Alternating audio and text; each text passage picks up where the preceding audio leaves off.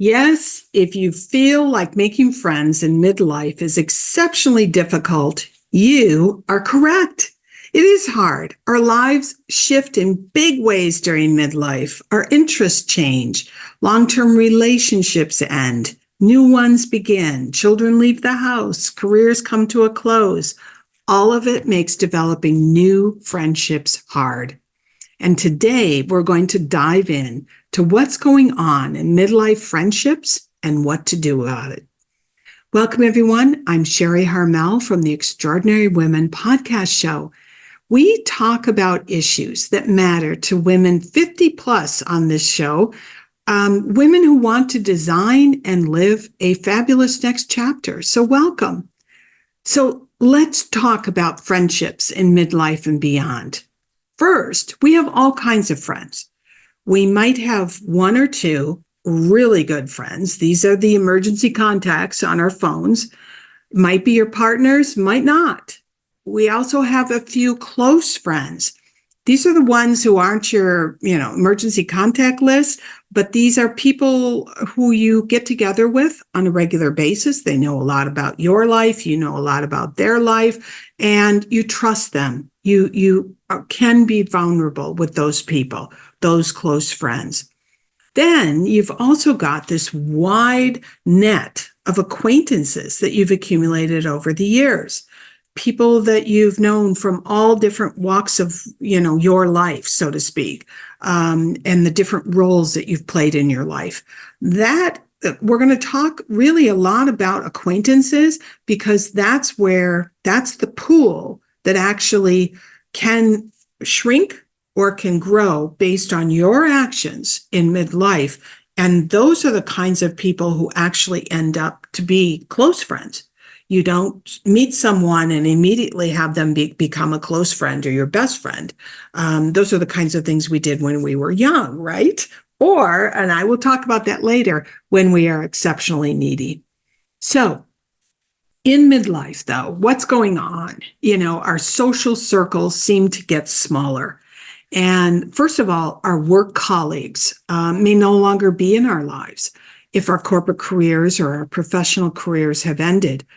These are tough relationships to hold together after the shared work environment, after the shared people, that you all know no longer exists.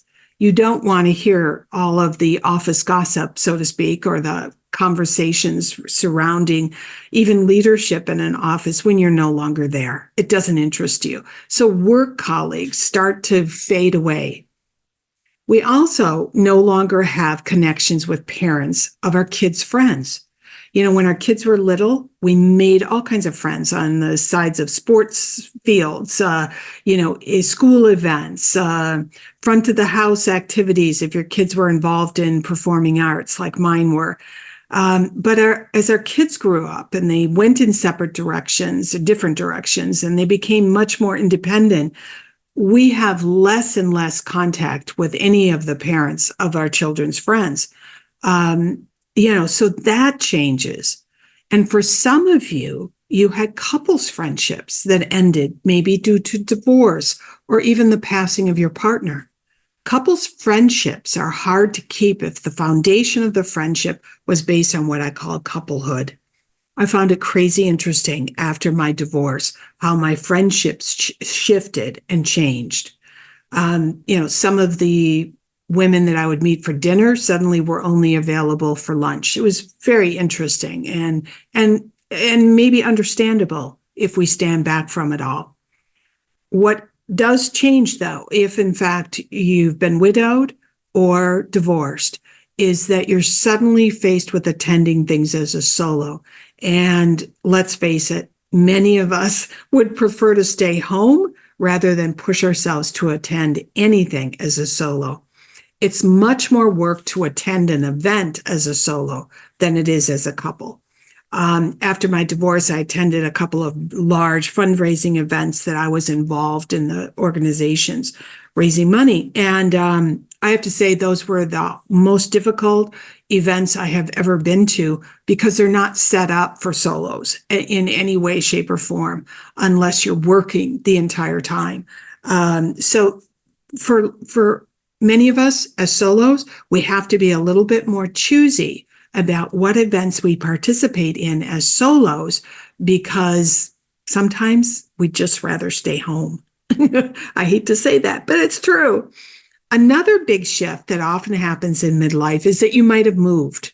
You might have left the neighborhood where you raised your kids and you moved to a different area, or even a new city, an entirely new city. I've moved a lot in my lifetime. I like to move, believe it or not. And I always say it takes 1 year, at least 1 year, to be completely comfortable in a new location.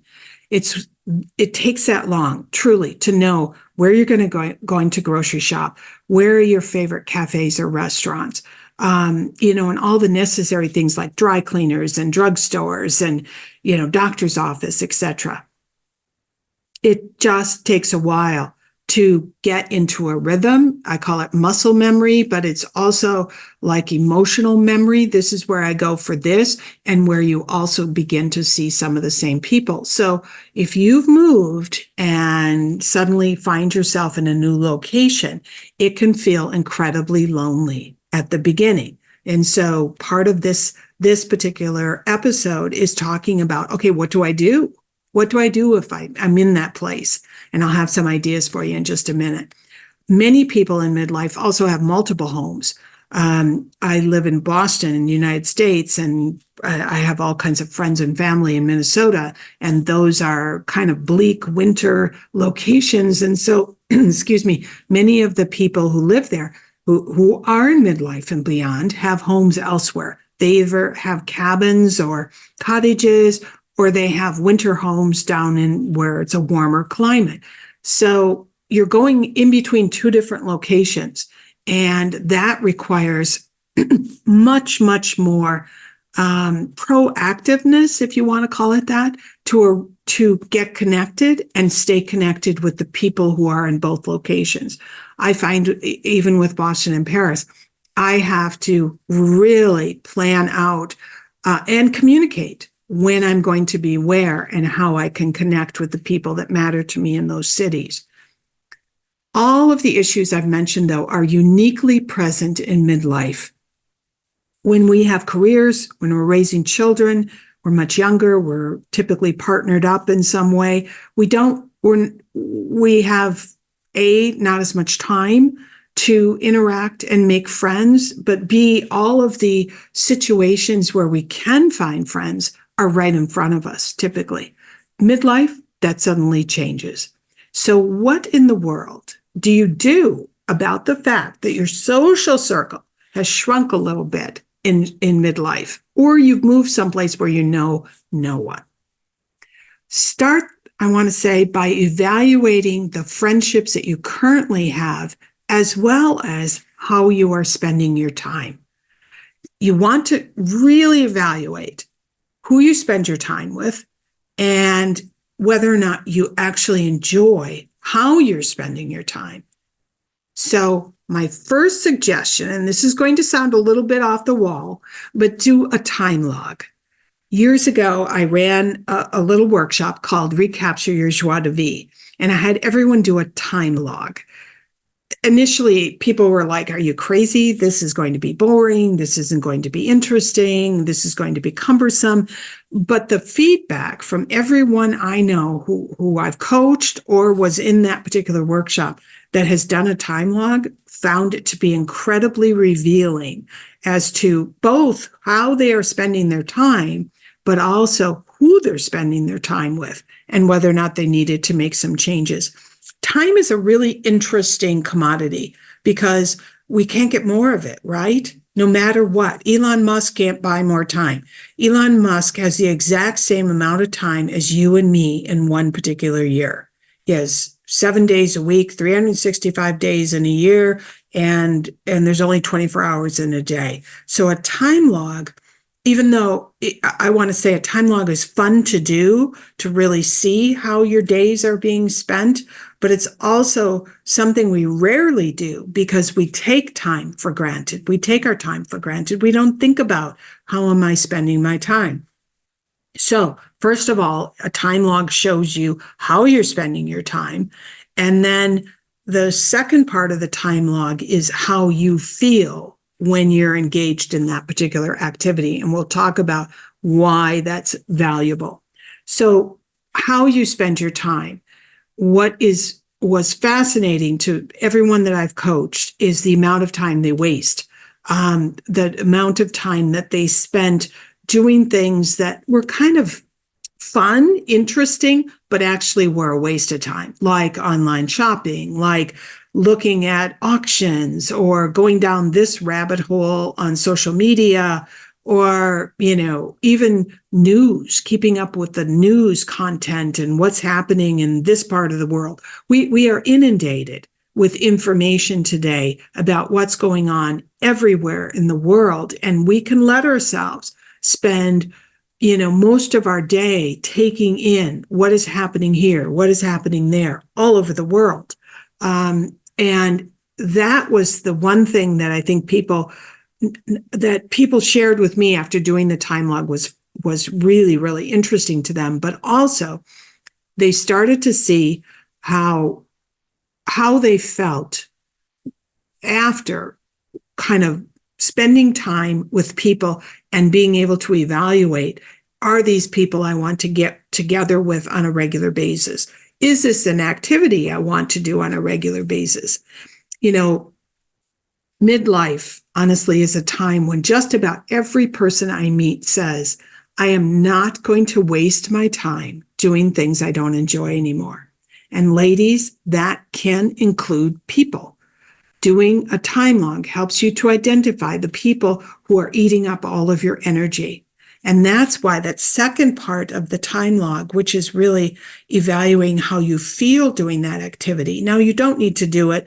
Let's say you go for a walk every day, or you go to the gym every day, for that hour. Obviously, it's something that you feel you have accomplished, you feel good about it. Otherwise, you wouldn't do it, right?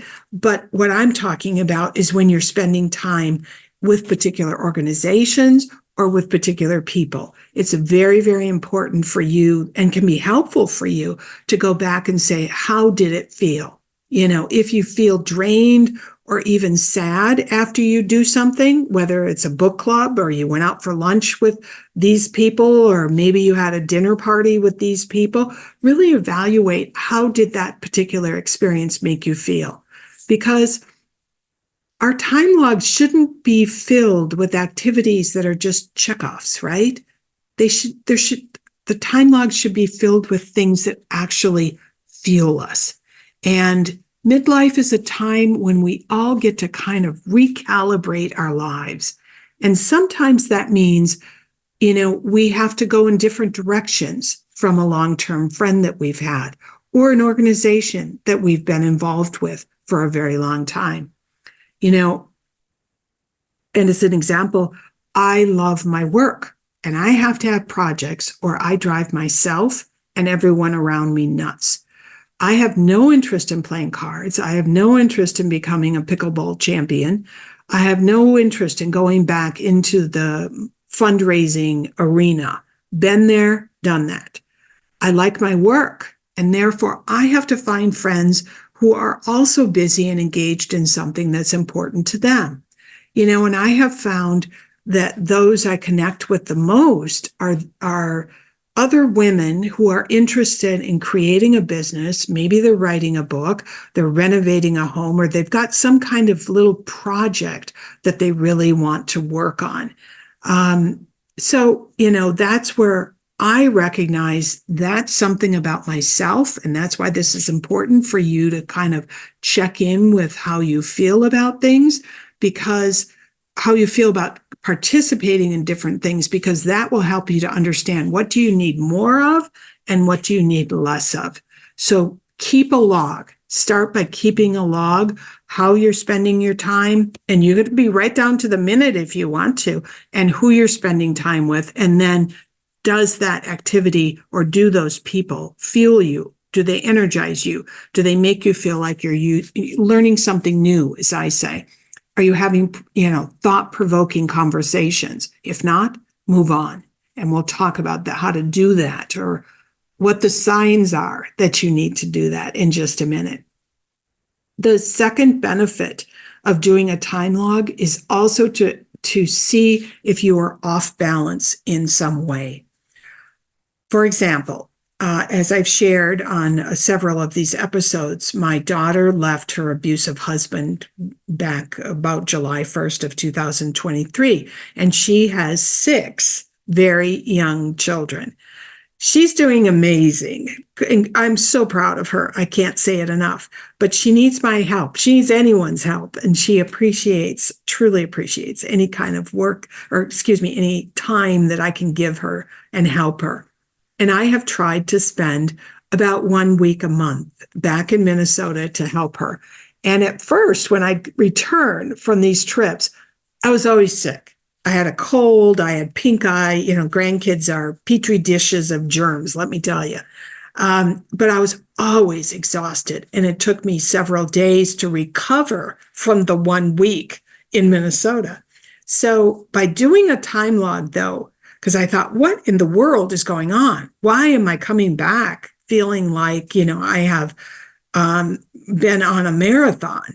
I realized that although I was in Minnesota to help my daughter, I needed to take better care of myself. And I really saw how I was spending my time when I was in Minnesota and realized that there was no balance. I didn't spend any time working on my business. I didn't record any podcasts. I really, truly didn't journal, and I didn't spend any time with adults. So that all had to change. And so I had a conversation with my daughter about how I needed to find balance so that I could come and be happy and also return to my life back in Boston, ready, and energized to get started with whatever it was that I was doing. So by doing that crazy time log, I saw that I needed to schedule in time to exercise besides running after kiddos. And I needed to make sure I have a dinner planned, several dinners planned with my son and his wife and my good friends. And I needed to get dressed up some of the time because you don't get dressed up when you're chasing after 1-year-old twins. So anyways, doing the time log, I share that with you because doing the time log will also help you to see what you need to add more of, and therefore what you need to take off so that you can add more of whatever it is that you need in order to get and feel a little more balanced. Time logs, they are amazing. My second idea is to create more of what it is that you want, or just create what it is you want. So sometimes we have this idea of that I can't find any organization that interests me. I can't find groups of women that have some of the same interests that I have, or people who like to do what I want to do. And I'm going to offer up an idea that if you can't find it, maybe you need to create it, which could be your project. And I'll give you an example. There's an organization in Boston called the Chestnuts. Funny name. It was a spinoff of another organization. It's called the Beacon Hill Women's Forum. And what they found is that there was this group, a very large group of women that were, say, 50 plus, who wanted to get involved in activities. And they were, quick to sign up for things. And so consequently, they were overwhelming the organization, is a nice way of putting it. And so the Chestnuts was created, and the Chestnuts really is an organization for women 50 plus, and it is just a load of activities. It has evolved over time. Now it's quite structured. There's a leadership team that posts events that you can sign up for when you get into the Chestnuts, and it's not a costly organization to join, but there's all kinds of events, and you sign up for whichever events you want to attend. There's book clubs, there's theater groups, groups that, go to the matinee theater, but have lunch ahead of time. There's, meet and greets. There's a travel group. There's something called seasoned cooks where people bring different items based on whatever the theme is and recipes, and people share. So you can see it's a wide cross section of particular activities. Everyone typically lives in both Beacon Hill, or either Beacon Hill or Back Bay of Boston. And so I don't want you to think, oh gosh, how could I start this? I have a small house or a small living room or a small space. Our apartments here in Beacon Hill and Back Bay are small. And so all you do is limit the activity. So think about this, because how fun would it be if you were to, say, be interested in a specific thing, whatever it might be. Maybe it's travel. Maybe it's to starting a book club, although there are book clubs everywhere. Maybe it's I love the idea of seasoned cooks, because you're not actually doing a cooking class. You're bringing a dish, and then you're sharing why you brought that dish as well as the recipe. And so that's something. Maybe, it's an entertaining group, or travel group, whatever it might be that interests you. Try it. Try it in a small way, limit your numbers, and send out the list maybe to, or send out the invitation to the people in your neighborhood, the people in your building, the people that you know, and see if you can start to create something around whatever it might be that interests you. It's a wonderful way of connecting and meeting people in an area that you didn't live before. When I first started going to the Chestnuts, I thought every city should have this, because it is a way, I talked about the 3 different kinds of friendships: acquaintances, close friends, and best friends. It's a way to expand your acquaintance pool in a significant way. And that, in turn, allows you to turn around and start to make side relationships with some of those acquaintances that may become close friends. But we have to work on, how do we expand our acquaintances pool? That's the other thing about having a project that interests you, or starting a little business of some kind. You will meet all kinds of people. Absolutely. You will meet so many people. When I think back to, my divorce and making the commitment to live part-time in Paris, that introduced me to a whole different group of people. I started the Extraordinary Women magazine, which allowed me to meet all kinds of women to potentially interview, but also the people that helped me to put that magazine together: photographers, magazine layout people, online magazine managers. These are all connections that actually start to happen and grow in your acquaintances. I have to say, my business may not be, the 6-figure wonderment that some influencers talk about, or some people, like Amy Porterfield and some of those who run courses speak to. But really, I've come to the realization that my business is about connecting with people, like-minded people, and it nourishes me. And I share that because we often don't think about what contributes to good health, good mindset, good emotional health, as we want to call it, as we age. And so much of it is connected to how many people we know, how friends we have, growing our support base, growing our interest base. It doesn't just have to be close friends. It can also be how engaged we are in different areas of our lives. It's kind of fun. I'll share with you, in Paris, as an example, because I did the magazine, the magazine had a real focus of Paris. And so I met and interviewed a number of women entrepreneurs in Paris. And so I had some of those kinds of connections. I knew women who arranged flowers, and photographers, and started clothing stores and that sort of thing. So it was all in the kind of doing, I think the making it kind of aspect of life. But what I didn't have was a whole lot of intellectual stimulation, part of it because I don't speak French. I didn't have that opportunity to expand conversations and get to know people that I could have those kinds of dialogues and conversations with. So I joined an organization called the American Club of Paris. And I joined them because once a month they have a luncheon. So you get all dressed up. They have a luncheon in a beautiful private club in Paris.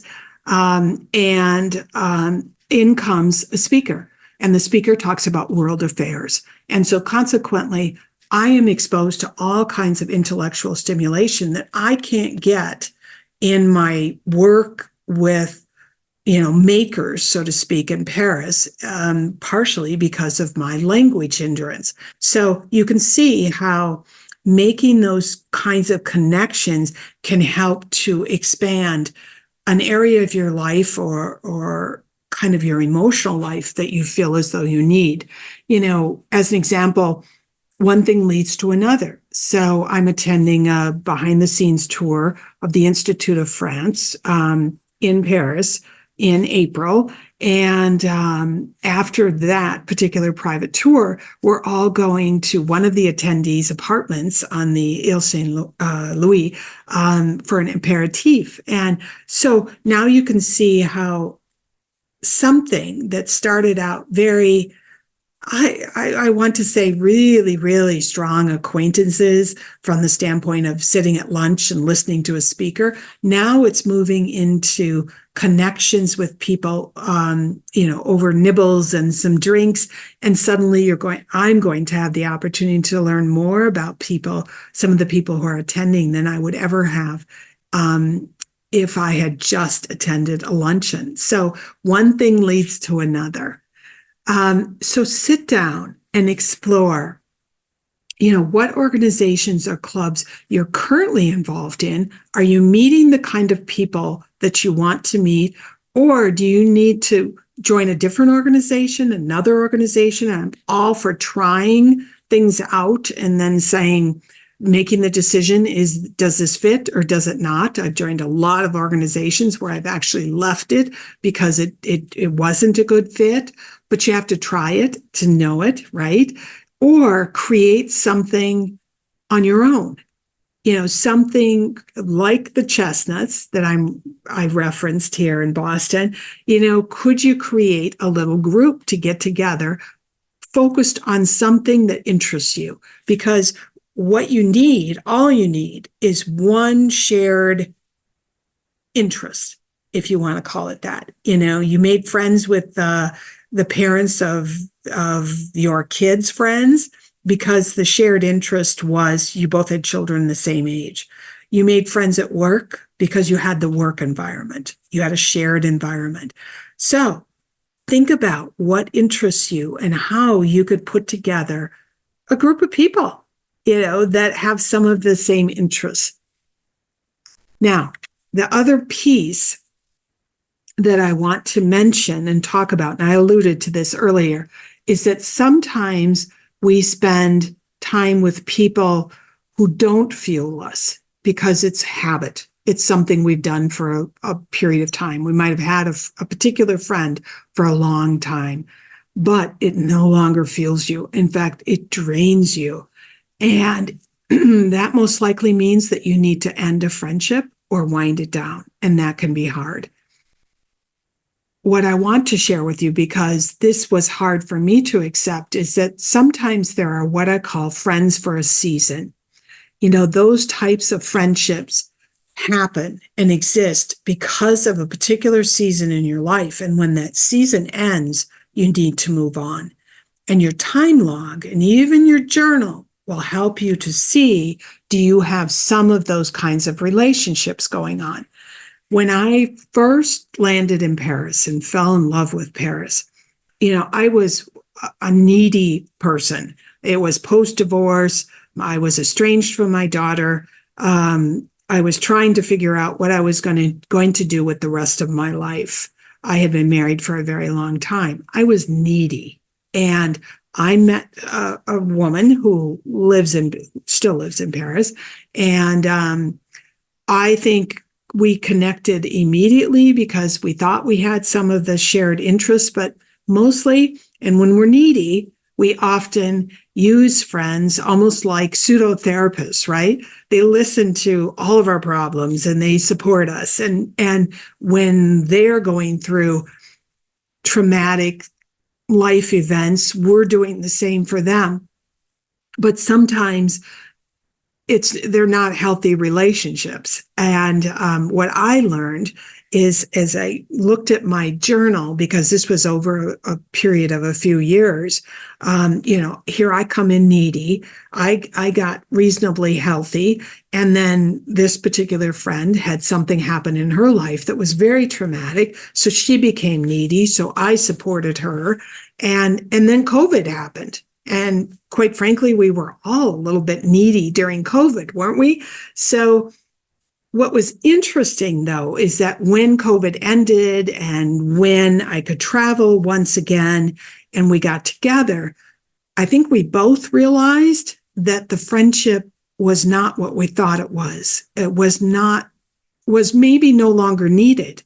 Maybe it was just that we were friends for a season. And I could only do that by paying attention to the journal entries that I made after we got together. And that's the one part about friendships that end, is that, if we spend the time to go back and try to look at what went on in that friendship, well, where were you? Where was the other person? What's so great about it, by going back and kind of analyzing what went on, is that you can see that the ending of a friendship often can be a great teacher. It can help us to identify some of the unhealthy patterns that maybe we've had in many of our prior relationships, regardless of how close those relationships were. And that insight, even when the friendship ends, even when it was a friendship for a season, that insight gives us the gift of seeing how we can change, how we can become healthier.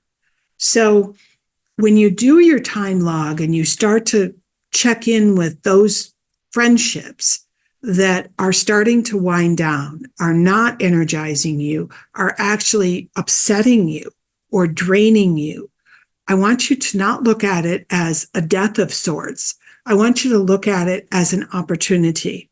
It's an opportunity for you to realize or to accept or to see what were some of the patterns that I exhibited during that particular time that made this relationship work out. And then what are the patterns that are making it no longer work out? Because when we're needy, we often overlook boundaries. We overlook the fact that we might not even have much in common with that particular person, because all we're doing is really trying to get someone to listen to us, someone to support us. And it works both ways. Like I said, it was really a change of roles in this particular relationship that I no longer have. And I've come to realize that it was a friendship for a season. And that's okay. That's okay. Ending of a relationship, as hard as it is, doesn't have to be sad. It can just be an opportunity to learn more about ourselves, be a better person, create healthier friendships, because now we've worked on ourselves and we're different people than we were when we started that particular relationship. But it's important to accept that sometimes friendships do need to end. So, yes, in closing, making friends in midlife can be hard, but start with that time log, see where you're spending your time, see if you need to make some changes in who you're spending your time with and how you're spending your time. Think about actions. What are the groups or the organizations that, might have a common theme with something that you love? And if they don't, move on till you find another one. And also think about creating a group of your own. I talked about the chestnuts. Create your own nut group, if you want to call it that. Friendships are, like I said earlier, friendships are so important to our well-being. It is one of the very, very necessary ingredients for good health throughout our lives, but especially at midlife and beyond. So commit to expanding your friends network. Commit to growing the acquaintances so that you can move some of those acquaintances into close friendships. I want to thank you for joining me today. And if you've enjoyed this particular episode, please give me a thumbs up. It matters on YouTube. And please do subscribe if you haven't already. And if you're ready to get started on designing your own fabulous next chapter, sign up for my VIP waitlist for my book that will be coming out, I expect, sometime in the fall. It all depends on publishing. And there will be some fun gifts. If you sign up for that VIP waitlist, there's some fun gifts that you'll be getting and able to enjoy before the book is actually released. Take care, everyone. I shall see you soon. And as we say in Paris, a bientôt.